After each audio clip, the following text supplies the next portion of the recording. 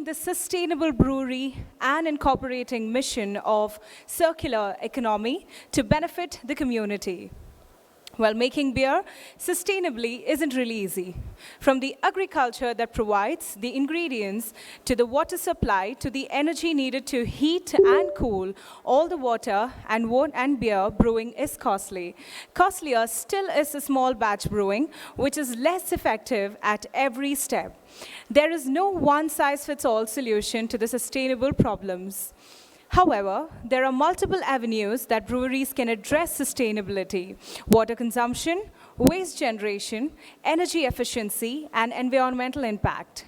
Shifting from a linear business model to a circular economy, especially for an environmentally unfriendly industry such as brewing, addressing aspects of incorporating different avenues such as innovative brewing techniques, renewable energy, spent grain utilization, water-efficient technologies, and more. Ladies and gentlemen, please put your hands together to be welcoming our panel moderator for this session, our co-founder, managing director of Brew World, Mrs. Anita Raghunath. Let me take the honor of inviting our esteemed panelists for this session, Mr. Narayan Manipalli, CEO, Geist, Ms. Elizabeth York, founder, Saving Grains. Last but not the least, Mr. Sudhir Jain, Senior VP Manufacturing and Sustainability, Bira 91. Ladies and gentlemen, please put your hands together to be welcoming our absolutely stunning set of panelists and the moderator. Over to you, ma'am.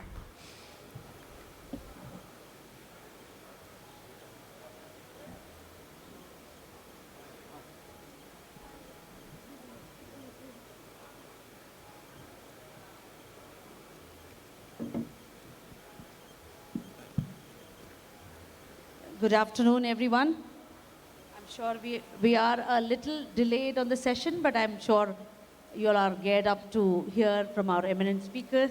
This is a very, very key subject and a topic which every industry today is, bound to walk the path. So I'm happy to moderate and, ask questions to our eminent speaker here. So sustainable manufacturing and green manufacturing is very key in today's world.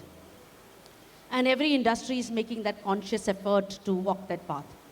And these are only possible by adapting practices that influence product design, process design, and also operational principles.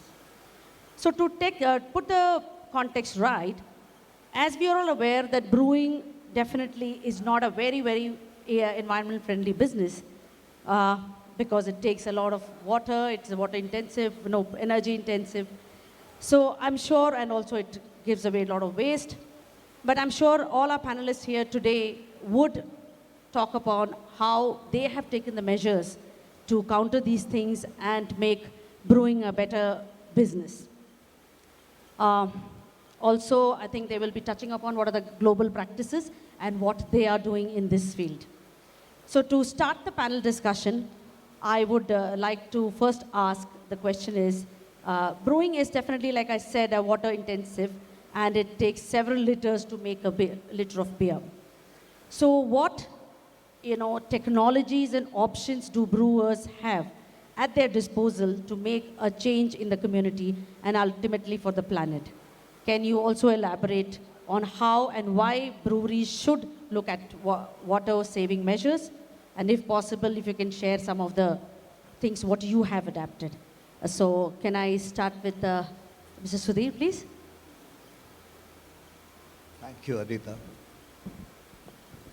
I hope this is the right distance. Yes, sure. Stop the echo. Okay, yeah. Water, is one product which people know how to conserve, especially in India. If you look at context of water, in some countries, it might be because of the concern for the humanity, for the global systems. In India, it's a question of survival for everybody. And in our context, water has been a very, very critical element for sustainability and life. Coming to the breweries, somehow brewing is not, pardon me, is not very akin to Indian culture. As you know, you can't say thousands of years of breweries like you find in Sumerian and other cultures. So in India, what has happened is breweries were established during British era, the breweries that we know today, and somehow water was never a concern during those days. So it got a bad name, if you ask me, for using too much of water. In some countries where water is abundant, the concerns were not so high. Recently, what we have seen, and that's why I brought this background, I'll share some of my experience way back in 2004 when I joined United Breweries. Why water? We had some 16 or 17 breweries ranging from 500 to 1 million hectoliter of size. And we were facing a major problem those days that the water tables were going down and the TDS of the water was going very high. So we had two options to grow, and we were growing. One option was to shut down those sites and go for new sites. Now you can imagine the capex that was required to put up new sites. Water consumption those days was 1:10 or 1:11 in 2004 and 5. That's where we realized that we have to take some very, very severe action and something, as the key to our strategy of growing. And we embarked on this water saving journey. I will get into the answers, the hows later. But what happened is that by 2010, from 1:11, for the country average, we had come down to 1:4. And in some of the breweries, we were as low as 1:2.5, 1:3. So then, the realization is very clear. Brewery is defamed because nobody bothered. If you want, you need only one portion which goes into the beer. Rest of all is actually a waste. Conservation is the key because every later on step is adding money, adding investment. When you say recycle, reuse, it's all adding money. But conservation itself has so much of opportunity, which brings to the link to your circular economy. What is circular economy? Eliminating waste. So it's about conservation. It's about what in India we know. People who bring water from almost 10 kilometers of distance in, pitchers, they know what every drop of water means. Unfortunately, in corporate systems, we get lost into that. So coming to the hows and technology, I'll come to that later. But just to set the context why water was so critical and is still critical. And in United Breweries, I'm happy to say that we never had to add a brewery because the existing brewery had a problem, except one, which is in Bangalore, near Bangalore. Then we had to go to Mysore. So that's the background of water and why water in breweries can do. Today people are working at 1:1.3 ratios also. So that's low, it has gone internationally. What would you say, Narayan, to start with, about water conservation and... Yeah, I think I'd like to take this discussion, obviously water, but I also want to talk about sustainability from other aspects too. I remember when I was in the US, there was a brewery where the cooling of the glycol, cooling of the BBTs and the fermenting vessels, they actually had cold water that was sent through these vessels and literally drained out into the drain. There was no concept of glycol cooling of these tanks at all. And I was just completely horrified because coming from a country like India where water is for us like gold, to see this was completely abhorrent. So when I came back to India, I said, whatever we try to do, let us truly try to be a responsible brewery. I don't want to just say, I want to be eco-friendly, I want to be responsible. without actually doing something about it. So we try to be sustainable from the true sense of the word. One is there are Karnataka State Pollution Control Board, right? They basically have norms. So the first thing we said is, I've seen too many occasions in this state where the norms are either doctored, the results are doctored to suit the norms, and people are not being honest about it, or it's just, they meet it, but the sustainable part of this entire equation is not taken into account. So anyway, so let me tell you what we did at Geist Brewing. The first thing is, we take all of our, by the way, we have a bore well. We are not near a river, or we don't have access to clean water, so we've got one additional headache of doing reverse osmosis on our water, which inherently is unfriendly. But you need that in order to maintain a good profile of your beers and flavors. So the first thing we did was we said, okay, whatever water that we get, we set up an ETP system and an STP system. So the ETP, we collect all the water into a collection tank, we neutralize the pH in that tank, that goes into a cylindroconical reactor where we add flocculants, both are natural and eco-friendly flocculants. From there, we ozonate the water. From there, it goes into a new technology that I don't know if any other brewery has introduced. It's called DTRO, which stands for Disc RO. And it is, the water that comes out of this is honestly like distilled water. The TDS levels are extremely, extremely low. So we take that water, and then we use that to run our cooling towers, which in effect runs our chiller, our glycol chiller. That same water is used, it's blended with the disc RO reject, and it is sent to the kitchen for washing dishes, right? Then that same water, that sterile water, is used to clean our beer garden area and our brewery area.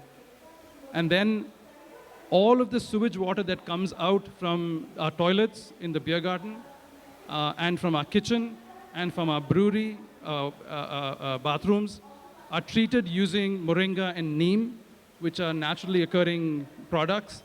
We flocculate this, and then after flocculation, because of the addition of these chemicals, there's no odor. And that sludge that comes out is then processed for compost, and this water is used to water our plants in our beer garden, as well as provide this to a farmer, which is 3 kilometers away. And he's now growing coconuts, and he tells us now that his coconut production has gone up by 20%.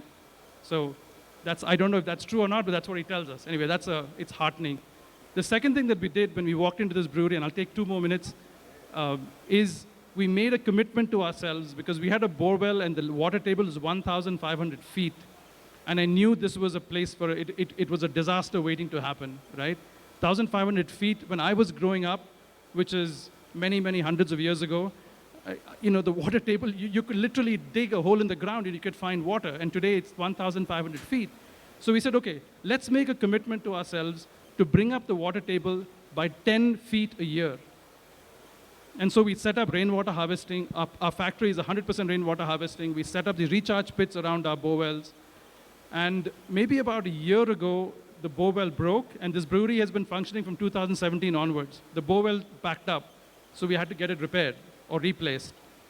And so when we had the guy come in, I just told him, why don't you measure the water, right?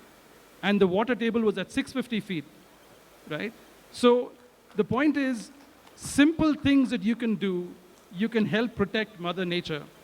And I keep telling people jokingly that I actually stopped believing in God after we started making beer, because everything that you need to make good beer, Mother Nature provides you. Whether you need the enzymes, whether you need the air, whether you need the oxygen, everything is there for you that Mother Nature provides. And so why pray to something that doesn't quite exist when the God is right in front of you?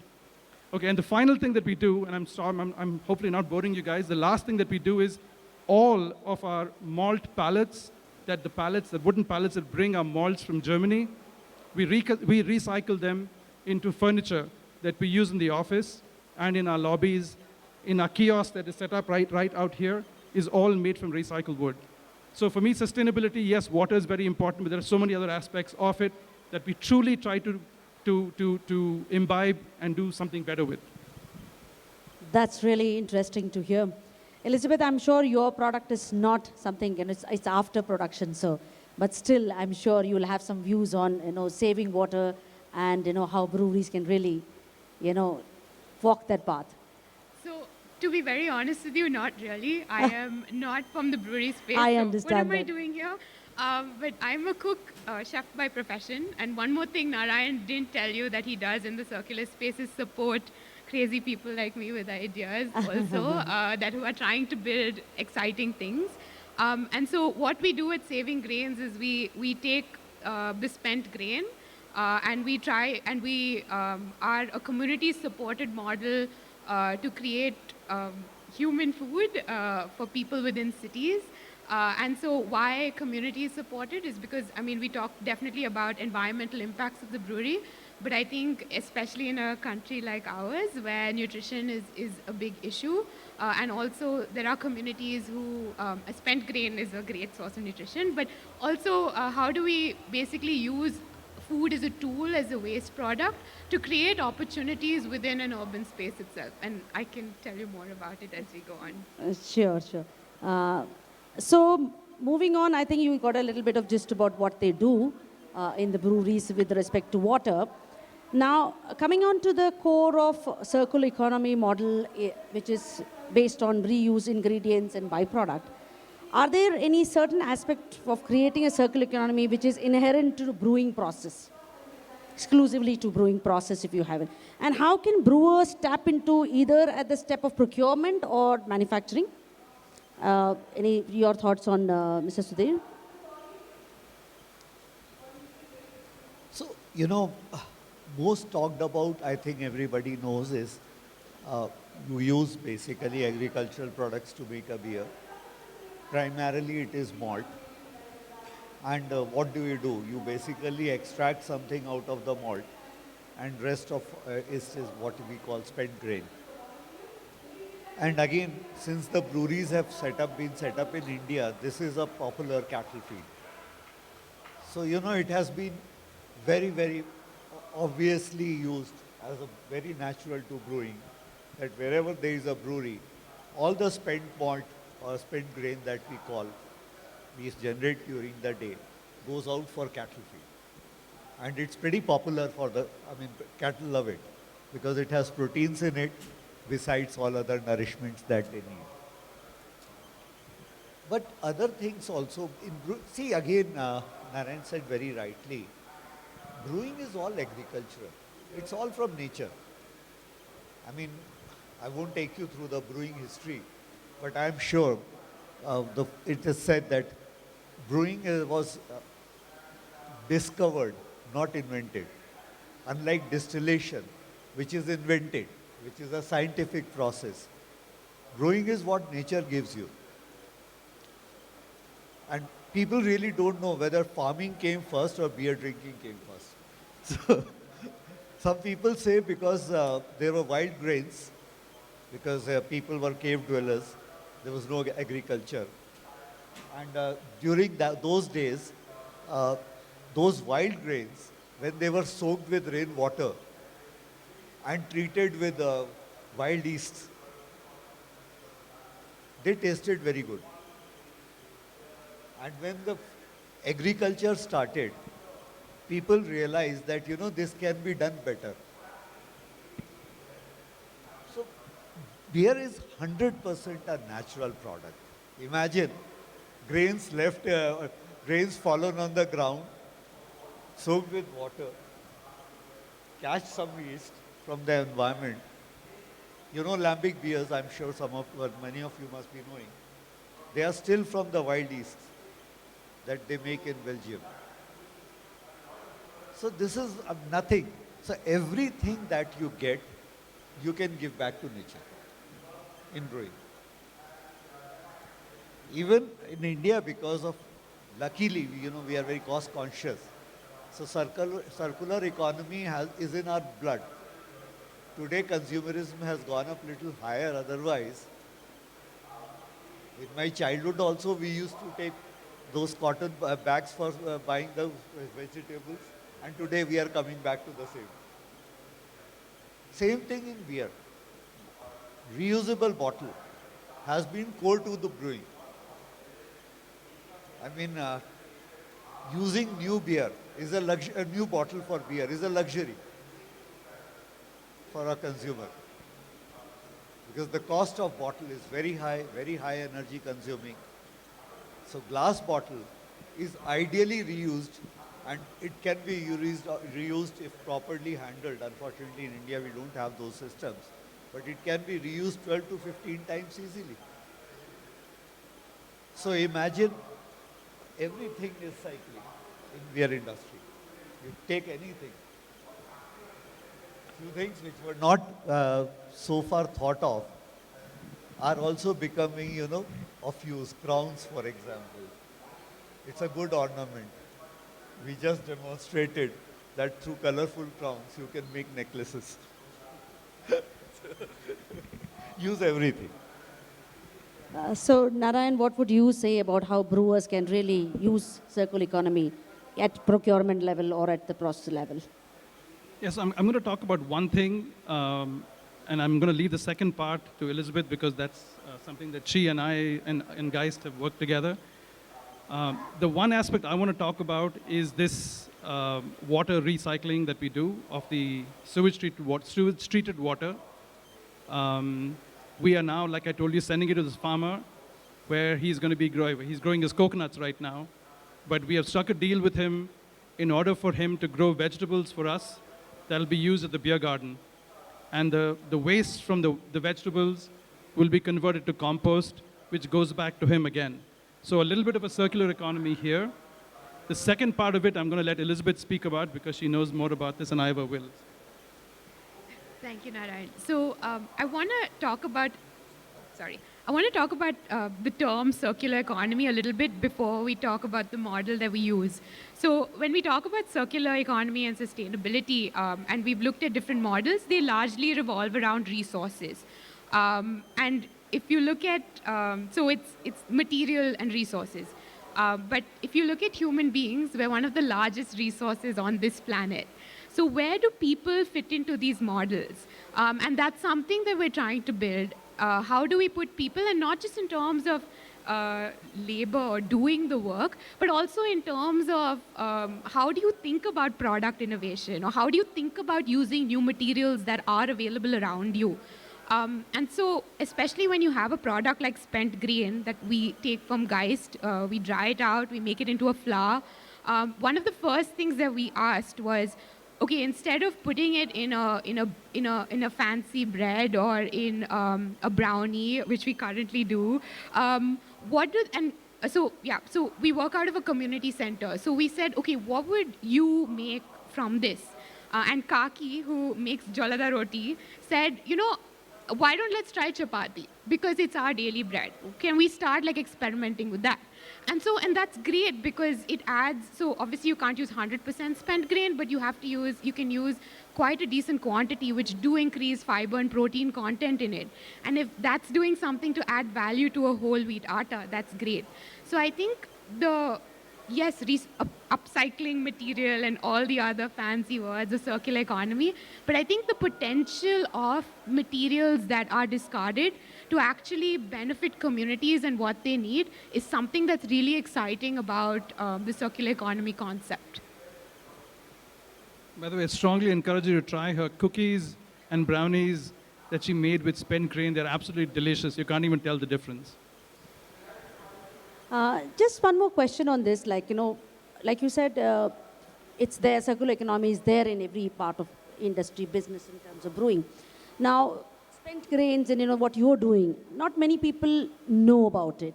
So how do you go about making more breweries, work with you and, have the same thing, and expand the circular economy from the brewery point of view?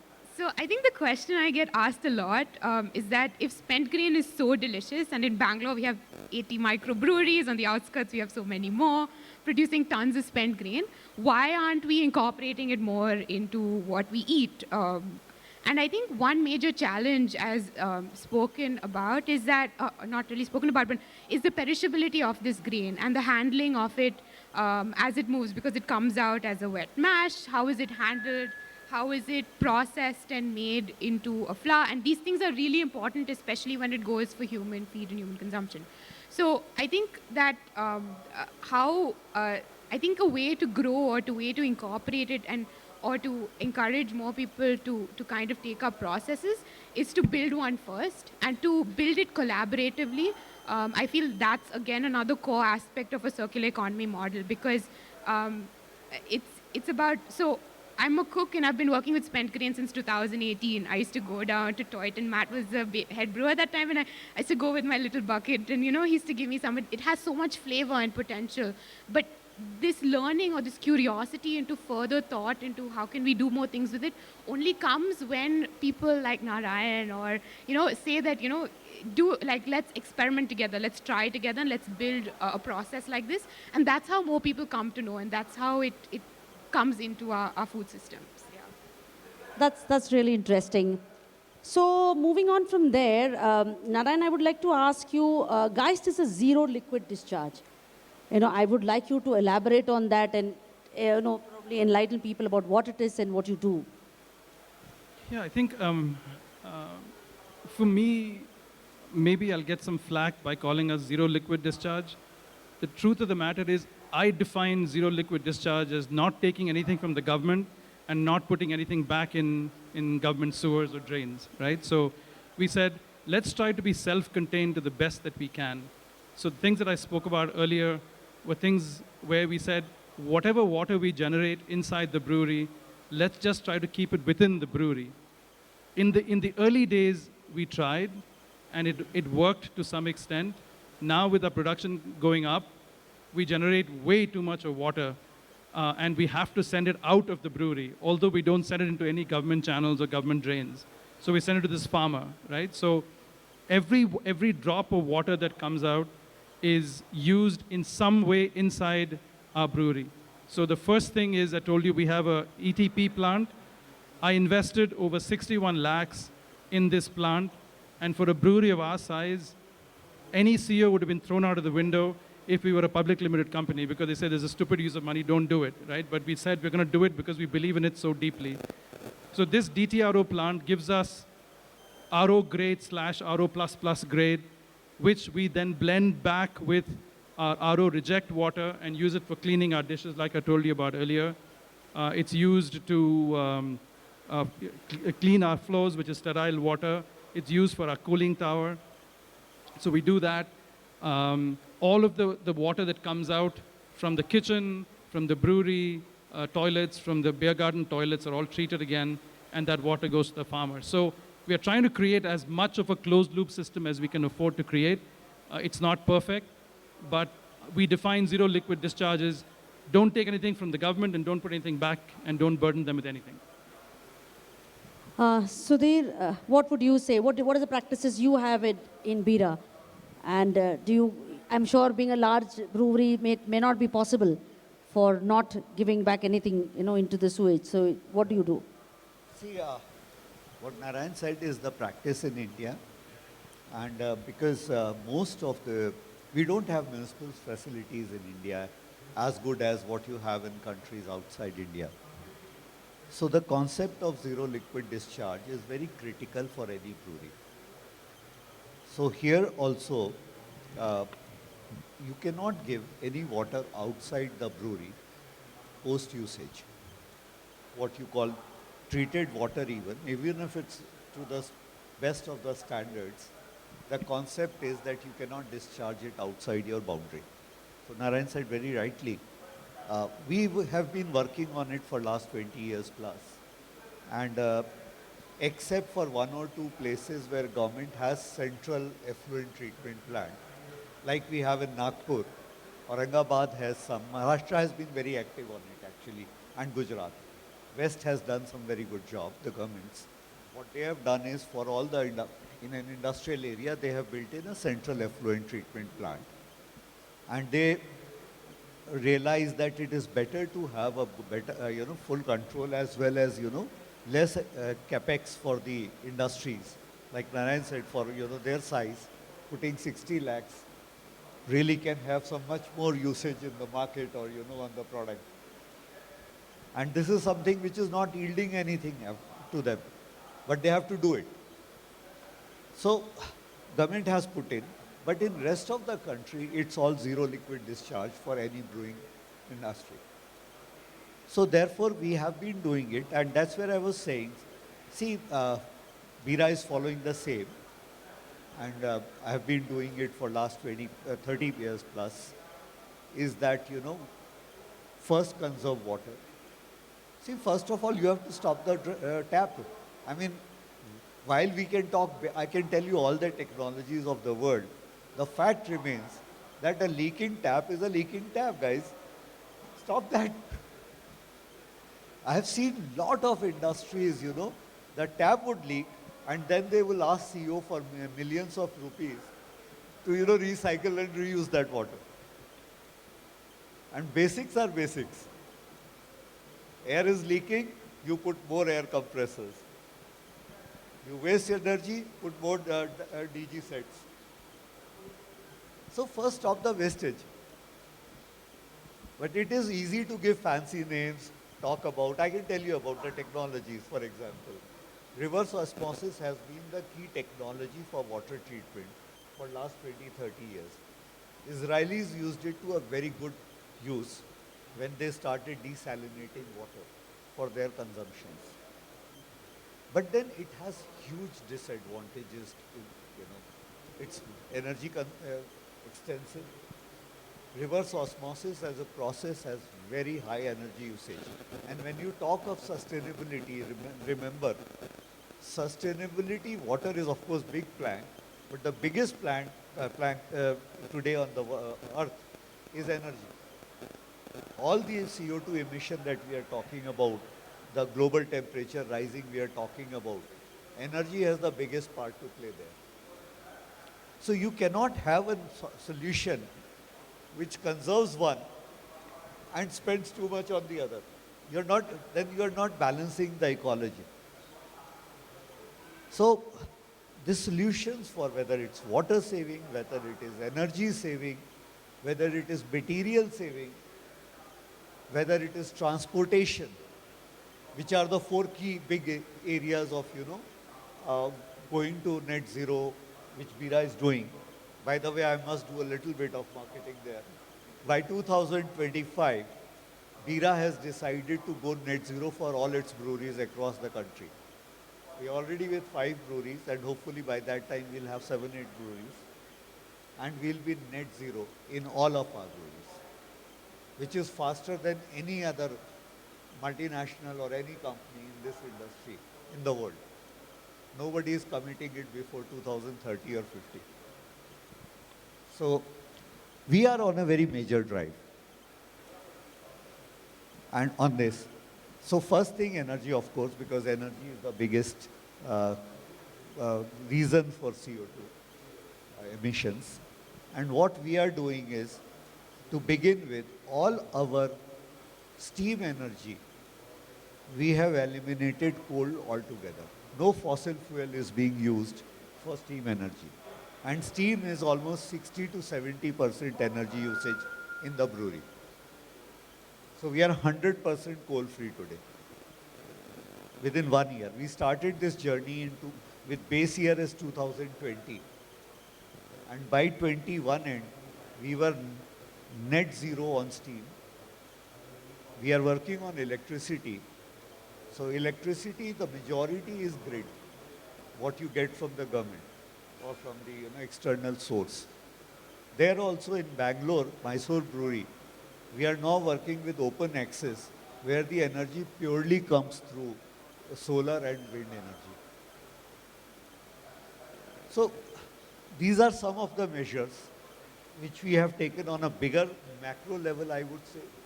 On micro level, like Narayan said, we are working on every point At every point, see, another thing is complex effluent treatment plant. What do? You mix all your impurities, take them to one point, and then you try to sort them out. So what are you doing? It's like waste, which I'm sure you must be talking a lot about. Why do you want to segregate your waste? Why do you want to keep plastics in a different bin? Why do you want to keep wet waste into another bin? Why do you want to keep dry waste into edible waste into another bin? The idea is to sort it at the source itself. In industries, unfortunately for water, what we are doing is we have say 50 points from where the water is coming with different impurities. And interestingly, we are mixing all of that at one point, and then we are trying to, technically find solutions to make it good back for the humanity. Why can't you actually treat it at the source, like you are doing for any waste? So I gave this thought some 10 years back. In fact, IBD has a paper on it, my paper on it, where if you do that, you really don't need big effluent treatment plants. I mean, for a small brewery, it might be 6 million rupees. For big breweries, it's 60 million rupees. So imagine spending $1 million on an effluent treatment plant, whereas probably for 1/10 of that, you can segregate each impurity at its source itself and make better use of it and reuse it there itself. Caustic. Everybody knows we use caustic for bottle washing. You can actually check it, you take it to the effluent treatment plant. Then you neutralize it with hydrochloric acid. What fun.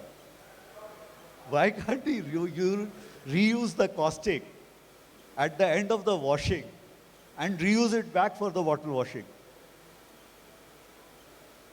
So this is circular economy is very basics. Going back to what we used to do hundreds of years back, till plastics had not come in, chemicals were not invented. Going back to basics is very, very important. Technology does come in. For example, against RO. I was talking to last week only with the Swedish technologists, and there was a big mission of Sweden here. They are now working with separation of impurities of water through electrodes. It's the latest technology that they have developed after 30 years of work. Very interesting, because RO is very energy intensive and you do not know what to do with RO waste. Nobody has an answer. I have not found a single answer from any of the RO manufacturer that what do you do with the highest concentration of RO waste. The damage and corrosion it brings to the earth, nobody gives me an answer. So, circular economy is a very interesting subject. Go back to basics. Use technology very sparingly, but use the technology which supports the entire ecosystem. Not a technology which creates one more problem, solves one and creates a bigger monster. Yeah. That's really interesting.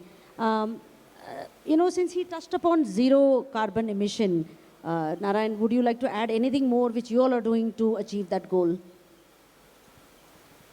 I mean, the truth is this, which is I don't understand zero carbon emissions and all of the parameters required to be zero carbon at this point in time. I think our focus now is to go lower carbon, try to do whatever we can responsibly to go lower carbon. I think the first thing that we have done is we have eliminated diesel in our steam generation, and we've used now piped natural gas from GAIL, which is slightly better from a pollutant perspective. We obviously have a plan to go solar at some point in time, but that is going to take a lot of money, and we're going to wait till we can afford it. To the point that Sudhir made earlier on about segregating at source, it makes sense for sure, but the truth of the matter is it all depends. It's easier to do when you're of a certain size, okay? For smaller breweries, when you're setting up CapEx, every rupee, every naya paisa is important. And you're saying, I mean, I'd love to do all these kinds of things. If I had done it, we probably wouldn't exist, right? Because there's no way we could afford it. So the truth is, you have to work within whatever money you have. You have to work with whatever technologies are available to you. You have to make sure that your customers are not going to say, yeah, guys, beer tastes good one day and terrible the next day. I can't afford doing that. I have to use reverse osmosis. So we have to use whatever we have and do the best that we can. Yes, what he's saying is correct, but the point is, we have no source of unlimited money. I wish I had, but I wish I was Ankur actually, but yeah. But the thing is, with the limited set of money that you have, you try to do the best that you can to design your plant. Obviously, you will have to take some compromises, treat that water as time goes by, and all I can tell you is, you have to have a attitude of responsibility. You have to have an attitude of sustainability and do the best that you can with the hand of cards that you've been dealt. Absolutely. So, it's all good to talk about sustainability, and we've been hearing point of views. But the fact of the matter is, for you to be sustainable, there is a lot of investment which is required, right? So how do you, you're not agreeing. Okay, so how do you actually incorporate it into your business plan? I mean, if you have to move forward and you have to be really sustainable, this is a key point. So how do you incorporate it into your business plan? So first of all, Narayan, I'm also using RO plants. So the technology I'm talking about is yet to penetrate. But I'm just saying that these are challenges of technologies, that every technology also brings up so far another challenge. Plastics, fantastic invention of their times. Now today the world is struggling with how to get out of those mono-use plastics. So unfortunately, that's been the story of world, that every new technology brought in a new pain. I mean, the industrial revolution happened with coal, right, with steam engine. But today coal has become the biggest pain because all the CO2 just sequestered through the coal in the earth has been released, which is the problem of global warming today. We are looking at a 4-degree temperature rise by 2030. Guys, it's not really very far off. I'm not being an alarmist, but imagine what will happen. So if you are talking about, and the whole world is concerned about keeping it within 1.5 degree to the max rise, there is a huge work to be done. Now, coming to that capex part, I also understand that certain technologies need a very high capex. But there are certain basic practices which don't need capex. So again, coming back to the same thing, what are we grappling with in our cities today? One is, of course, higher temperatures in our day-to-day life, and second is waste. I mean, I'm from Delhi NCR. You must be reading about Delhi waste, those mountains near Gazipur, which nobody knows how to, get rid of. Now, all this waste, if properly segregated, may not really go there. Now, this is basic common civic sense, to put plastic bottles in plastics, and there's no investment there really. It's all about fundamentals. So yes, beyond a point, for example, if I'm talking of net zero, I know I may be able to save 70-80% with very minimal investment. But to get for the last mile of 100, I would really need some big capex. So I agree with you. But 80% is 80% reduction. And believe me, it's money saving. I mean, when you buy water, you buy around 30 to 40 paisa per liter for industrial use in Bangalore, Mysore. In Andhra Pradesh, they are talking of, and I don't know who gave them this bright thought, about 30, I'm talking 3 paisa a liter in Karnataka, they are talking of 30 paisa a liter. Will you believe it will mean crores of rupees of water purchasing for us? We can't afford it. The business will go kaput on this. So therefore, saving water makes big sense, even if it means spending a crore of rupee. If I can spare, get my payback within a year, at least I am then trouble-free for next few years. So the capex part, the investment, everybody says it needs huge investment. Many of the initiatives do not really need that investment. It's all about applying the basic technologies. India knows. I'm sorry, I'm just going out of way, but you might find it interesting. I run an NGO in West Bengal on my own personal level. And farming practices that I see, all the fertilizer and mud runs away because of the water when the rains come. Now farmers really struggle with that. What we have done is, mulching technology is an age-old technology. You cover it with some basic mulching paper, low-cost paper, and that saves your entire runaways. The crop has gone 7 times on tomato in just one pilot project. No money. I mean, I think we hardly invested in 10 farms some 50,000 rupees of that mulching paper. And the yields have been some 4-5 lakh rupees extra. But when you need to really, Narayan, when you need to really scale up and you need to be sustainable, you need to go, sustainable energy or, your supply chain, everything, it is a huge investment.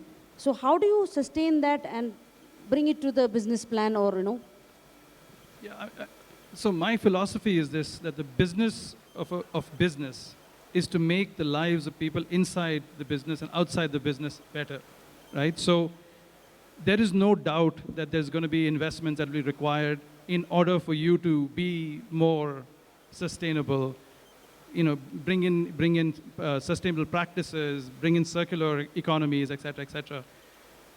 The truth of the matter is this, which is, I have, for example, when Elizabeth and Guy started working together, the amount of investment that we had to make for that particular project was obviously very low, because she made all the investment. But the truth of the matter is that I think that there's a human level, and then there's a money balance sheet P&L level that you grapple with. I don't know if I have the right answer for that. I don't know if every decision we make with respect to sustainability has an impact on the bottom line. We are too small to measure it right now. All I can tell you is it feels pretty damn good when I see young entrepreneurs like Elizabeth. We're also working with this young lady called Khushbu Gandhi in Mumbai, where we give her spent grains and she's making all kinds of wonderful packaging products out of it. It makes us feel good as a company. It makes us feel that we're making a difference. And now, am I measuring everything at the bottom line? No, because honestly speaking, I don't know how to even bring these things and measure in the bottom line. You take calls from the gut because you believe it's the right thing to do. And that's how we've run our business, and that's how we will continue to run our business. Yes, Elizabeth, you'd like to add something? We're starting out. We're super new, but this is a question, this is a thought that I have a lot, is that what does it mean for us to incorporate this from the get-go without looking at sustainability as an external thing or something that comes on as an additional investment? And also, how do we think about communities of scope versus economies of scale?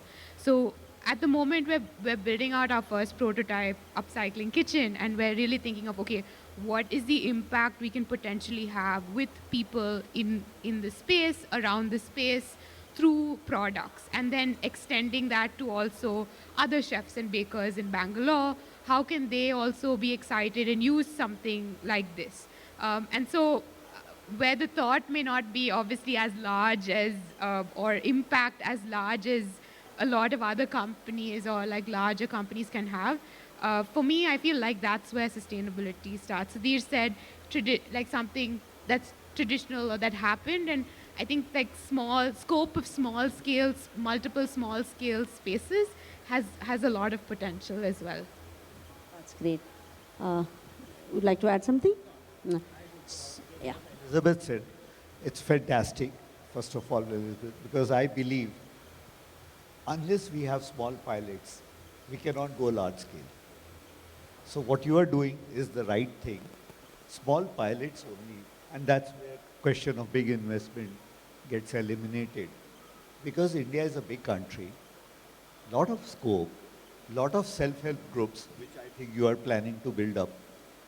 Such self-help groups with very slow investments, rather than having one big conglomerate investing billions or millions of dollars alone, I think this is where the answer lies.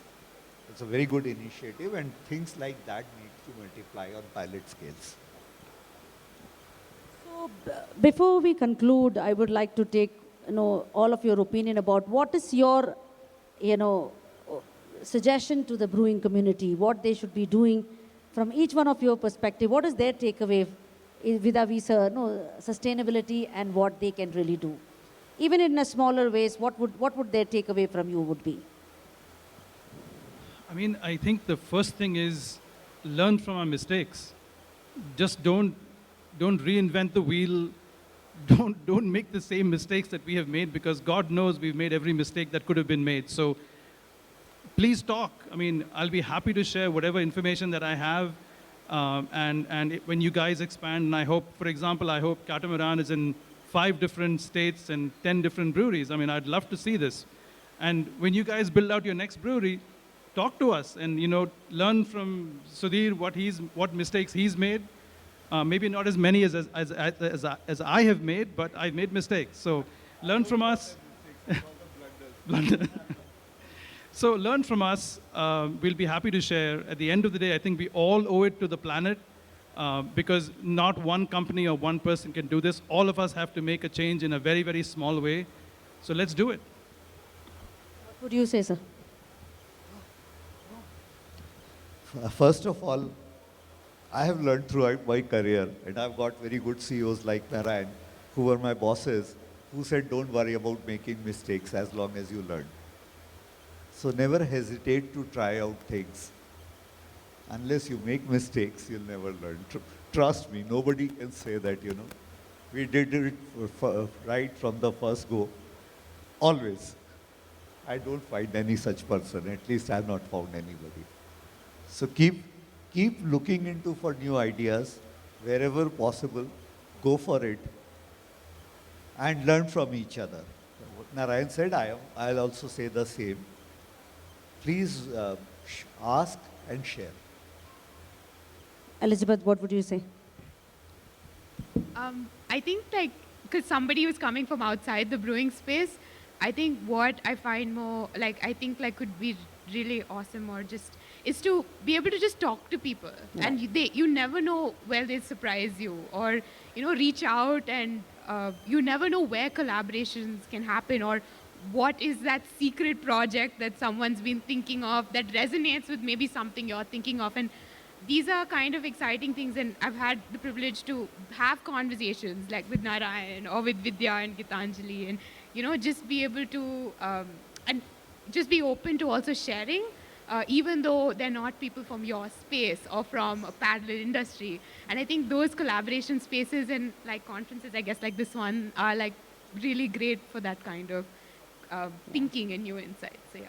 So with that note that we can collaborate, learn from each other's mistake, and reach out. I think this is a small community. I think we all can reach out, help each other to grow.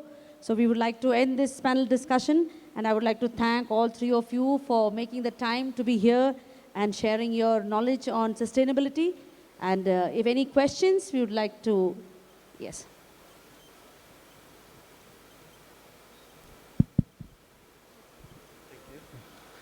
Myself, Amol Gangele from Miura, Belgium. I'm just adding to what you guys have discussed. I think sustainability is a very interesting thing. 90% of the time, it is going to give you back what you invest. And maybe the other part is, you can't hear? Is it loud? Okay. So 90% of the time, or maybe more than that, whatever you invest for sustainability, it gives you back. It's like a fixed deposit, and you reap the benefits in future when it is crossing the break-even point. And the rest of the times, you are just investing because you want to reduce the for a better world, or say reduce the carbon footprint and that kind of thing. I would like to mention, sustainability is in terms of brewery, whatever experience I have, it may be not very different for bigger breweries and smaller breweries. So the economy could be different. I will mention about a little bit about our company. So Mr. Sudhir Jain, we had recently finalized one order for a mash filter technology, so which reduces the brew house energy consumption by 52% and the water consumption by 23%. So most of the time, I have observed in India that people look at the capex, as Mr. Narayan already mentioned. So, but there is a payback period, so and it is very attractive. So we can go to the banks and we can ask for special finances for this kind of things, so that it pays back very quickly, and then the benefit is there, and it is also an environment-friendly solution. So it's for the small sizes, even for small sizes, they are more sustainable.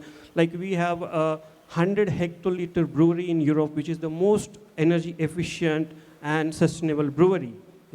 And it can be even 1 HL, 5 HL, 10 HL, whatever. So, so technology is available, and we should think about the introducing it to the smaller breweries. And Sorry, I would like to come here. You have a specific question for any one of them? no, I'm just adding to what has been discussed, because they talked about TCO, but we should talk about the OPEX, and they talked about the CAPEX, but we should also talk about the OPEX and the TCO concept, total cost of ownership. And when we look at it, it is a very attractive solution to go for the sustainable technologies. Right. Okay. Thank you very much. Anyone else would like to ask some? Yeah.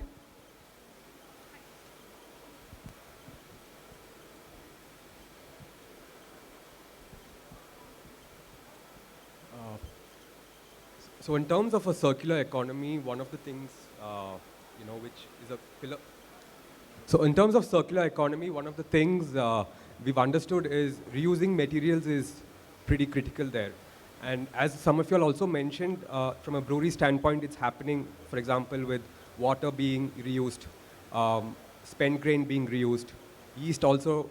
I think most breweries propagate yeast. So when it comes to hops, since hops is a pretty expensive resource for brewing, have you all tried reusing hops, at a commercial level?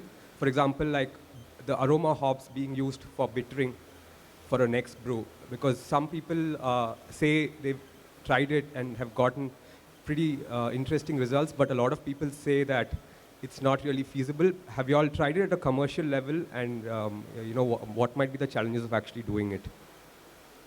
So the answer is no, we haven't tried it yet. There are plenty of research papers that talk about how aroma hops can be reused, especially after dry hopping, because there are plenty of aromatic, volatile, organic compounds that are still present that can potentially be reused. It's an interesting area for us to look at some point in time. At this point in time, we haven't done anything about it. We'll take one more last question. Hi. This question is for Narayan and Elizabeth.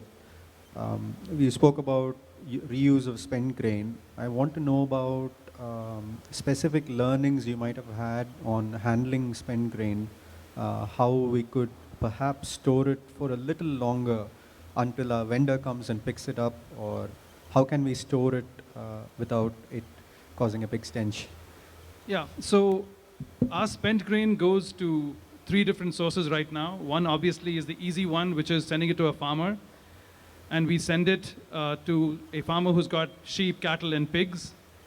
That's an easy solution, and as Sudhir mentioned earlier on, animals love it because it's got a taste that appeals to these animals, so it's great. I've also been told that milk production in cows goes up 20% when they eat spent grain. No proof, but this is what I've been told. The challenge for spent grain storage is this.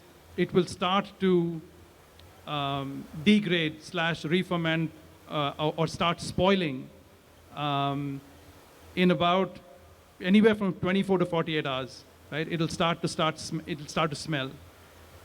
When we have kept product for Elizabeth, what we've tried to do is keep it cold, and we flush it with CO2 to minimize oxygen contact. And even when we send it to Khushbu, we flush with as much CO2 in the bag and then send it by overnight bus as soon as we possibly can. And in many cases, send it cold so that it doesn't quote unquote spoil on the way there. And the bus to Mumbai takes, 10, 15 hours to reach. The secret there is keep it cold, flush with CO2 to remove oxygen contact as much as possible, and you should be able to save your grains for a week to 2 weeks at best. So at the moment we process immediately, and we process in small quantities so that we can. It's a big concern because we're handling food for human consumption. So we've built out a process where as soon as the spent grain is ready to pick up, we pick it up from the brewery and we process it immediately, and we do this across small batches. So there's no lead time, and we do this we pick up and start processing within 3 hours max of it being. So we're trying to keep the process as simple and as tight as possible. But we do acknowledge the fact that because of the dynamic, and this is a challenge with spent grain, and as much as it's great to give to an animal farmer, it's what happens in cities is that, and we've talked to a lot of other breweries as well, is that for a quantity that they do brew, which is 200 kilos of grain, say, there are challenges for farmers to come pick it up. So inevitably, a lot of microbreweries do give it to the BBMP to get it, the municipality to get it picked up. So I think here's then a potential space to develop. We're so good at logistics of everything, 10-minute delivery here. But so can we develop then, use these systems and platforms to build for this, because it is a problem and there is a solution to picking up this spent grain. So there was I know these metrics aren't very accurate, but it's just interesting to see that according to this food waste platform in the Netherlands, so we know that 1.3 billion tons of food is wasted every year, and that gives out about 3.3 gigatons of carbon dioxide. And they've used the generator to calculate that 1 kilo of grain saved to landfill can eliminate 2.5 kgs of CO2 of carbon dioxide in the air. So even if we pick up 100 kilos of spent grain a day, which is half of, say, what a microbrewery produces, we still potentially save 250 kilos of carbon dioxide. And I fully acknowledge the fact that I'm not accounting for electricity and other resources that go into production of spent grain, but there is scope to also move around this element. Sorry, I digressed a little. Absolutely. So thank you so much, and very soon you will hear Elizabeth doing 1 hour delivery of spent grains collection or something. Thank you so much, and thank you for being a wonderful audience, and thank you.